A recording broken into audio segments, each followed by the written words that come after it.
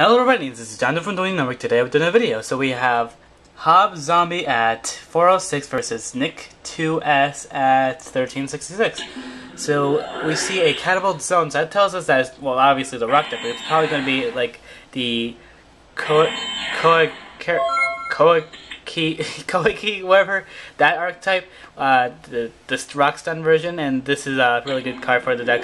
And we see a soul exchange, so that tells us it's probably going to be Monarch, Frog Monarch, most likely, of course. So he's going to immediately tribute to the monster. But something you don't know with the soul exchange, you can tribute throughout the turn. I mean, you don't immediately have to do it right there. The card doesn't say that you tribute right there. It's actually throughout the turn, anytime you want. So you just activate it, and then you just do it that turn. But then again, you have to skip your battle phase. That really sucks. So I was correct. It would be a Koiki Miro wall. So that means it looks like it's going to be a stun deck. So we see a Kaya, so he's just going to banish the face down, of course. Oh, and this goes face siphon. Okay, so it looks like it is going to be a Monarch or Frog Monarch. It really doesn't matter. Versus a Koiki Miro stun deck. So let's see what the Koiki Miro has instead. So I would say that both decks are quite even in strength, because the Koikis are on the rise of becoming tier 2 maybe, and Frog Monarchs are still around that range, but it really just depends. Like, for instance, like in Frog Monarchs, once they get their powerful monster on the field, it's going to be hard for the Koiki to get over that monster. Also, of course, they have a trap card, and next we see a rock bombardment. Send one rock monster from your deck to the graveyard and inflict 500 damage to your opponent. Okay, so that's helps. This card helps out with the setup in the graveyard. So this is a different version of what I was thinking of. The rock stun deck I was thinking of is has a lot of trap cards and stuff like that. Okay. This is actually a new card. It's a Revival Golem, so this is going to be like a graveyard setup version of the rock deck. But this is a new card. With this card, the effect of Revival Golem can only be used once per turn. When this card is sent to the graveyard, sent from your deck to the graveyard, activate one of these effects, special summon this card from your graveyard, or you can add it to your hand from the graveyard. So this card is actually really good, but unfortunately you can only use it like once. Oh, okay, so we see a Catapult Zone. To put a Chronomoly Colossal Head to the graveyard, which is a good card to put in the graveyard. So he's going to tribute the monster to keep Revival Golem. So you could actually sacrifice a Revival Golem to summon Ryza and put Catapult Zone on top of the deck, or he's just going to summon the Kaias. Interesting. So he's just going to banish the Catapult Zone. So I guess that's a good play, but I'm not sure if he really needed to do that. I think, in my opinion, I would have saved that small play, but I suppose it didn't really matter. I mean, since he got rid of the Catapult Zone, it's going to be hard for Hob Zombie to actually like keep his monsters face up on the field, and he could have just kept putting monsters in the graveyard. So I suppose that was a smart play, so he wouldn't have to do it. But then again, Hob Zombie probably still has 2 other Catapult Zones, and so he's going to banish a Revival Golem, so he's probably going to... Okay, 2, okay.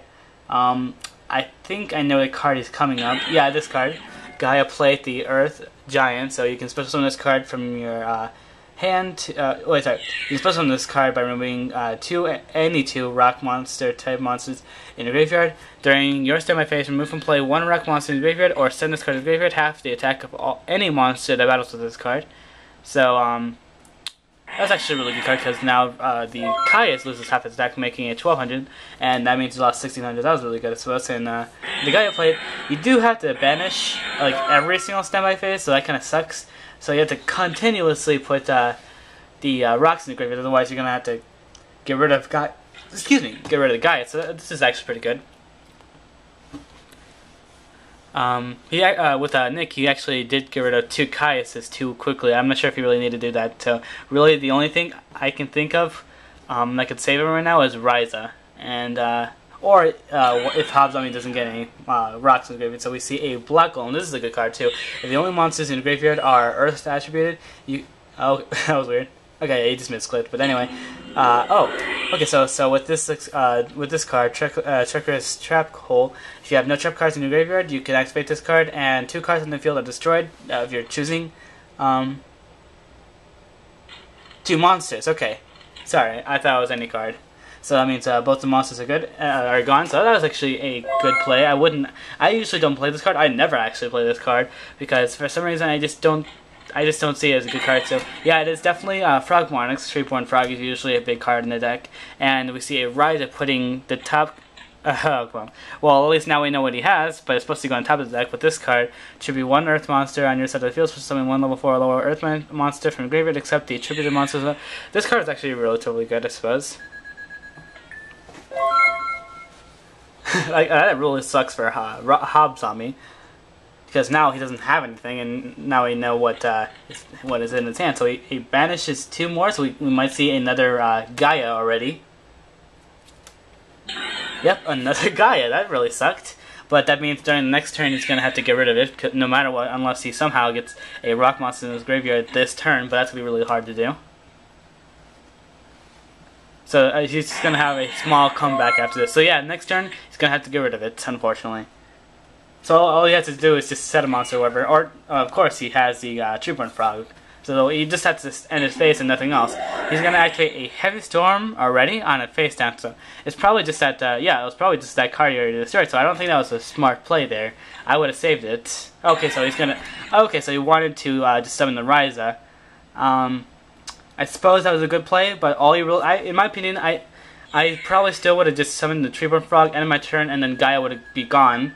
And now Gaia is still in his deck. He's going to be in his hand now. I mean, now he doesn't have any monsters, but I suppose that was a good play. But I just don't like that play, I suppose. But now it looks like Nick 2S is probably going to win. He hasn't won this yet. He's probably, what is that, 600 left? 800. I'm terrible at math. Why do I... Wow. Okay, so this could be probably the last turn. What do we have in this hand?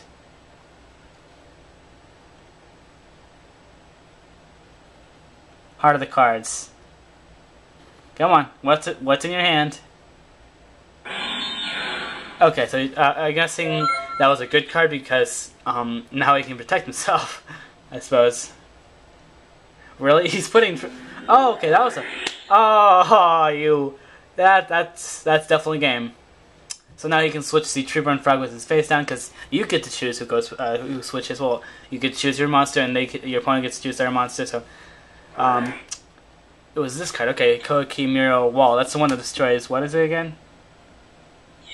Spells card. Spell card. So it looks like that's game. Well, actually, he couldn't actually flip the Koiki, but it really didn't matter. So it looks like I suppose Hobzombie did have quite a bit of a good setup for first turn. He had a relatively good hand with a Frog Monarch guy. He had I suppose a good hand as well. I wouldn't say it was really good because he did have to have... I mean, he had a lot of Monarchs, that was a good thing, and he also had a lot of cards to put your opponent's monsters in graveyard, but he didn't have any Frogs, and that was the main point of the deck, because what kind of main point? It's the card that's the support cards, and without the support cards, the deck is weaker, but he did have a lot of cards to make up for the no Frogs, so I hope you guys enjoyed the video, and I'll see you guys next time. Merp!